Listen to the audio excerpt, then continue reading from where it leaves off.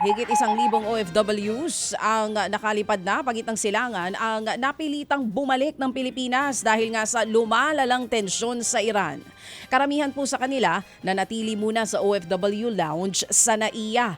May ilan na agad nang umuwi sa kani-kanilang probinsya. Sa tala nga po ng Kaap, 23 flights ang kanselado simula kahapon.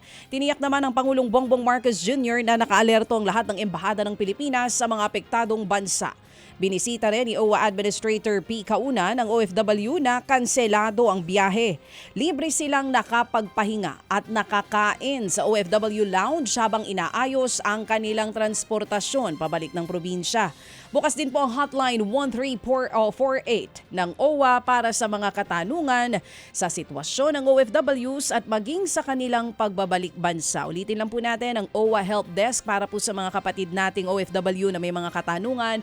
It's 1348 at ang kanilang website owa.com.ph. Samantala sa ibang balita, arestado po ang Pilipinong hinihinalang miyembro ng Dola Islamiyya Nilong Group sa NAIA Terminal 3 sa Pasay City. Kabilang daw ang inarestong lalaki sa itinuturong suspect sa 2018 General Santos City bombing. Agad siyang inaresto paglapag ng kanyang flight mula po sa Los Angeles, California. Nahaharap po siya sa kasong frustrated murder. Bago pa makauwi ng Pilipinas, una na siyang nakulong sa Amerika dahil sa paglabag sa immigration laws. Na-turn over na po siya sa NBI. Sa pool naman sa video ang suntukan ng mga kabataan sa ibabaw po ng umaandar na jeep sa Taguig. Walang kamalay-malay po ang driver ng jeep sa eksena at inalerto lang ng kanyang kapwa motorista.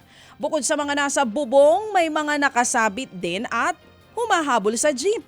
Pagtigil ng driver, kanya-kanyang lundagan ng mga kabataan. Maging ang ilang rider napatigil napagdiskitahan at sinuntok. Natukoy na ng mga pulis ang mga menor de edad. Dinala sila sa barangay para mapagsabihan. Mga kapatid, brothers and sisters, saan ka pa? Dito na tayo sa totoo.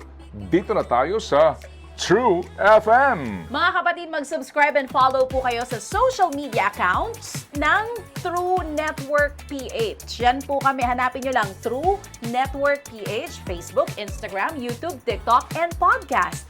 Mapa Apple or Spotify man yan, mahahanap nyo kami. Lahat ng mga napapanood at napapakinggan nyo po sa programa, nasa social media accounts namin yan. So paano mga kapatid? See you sa social media!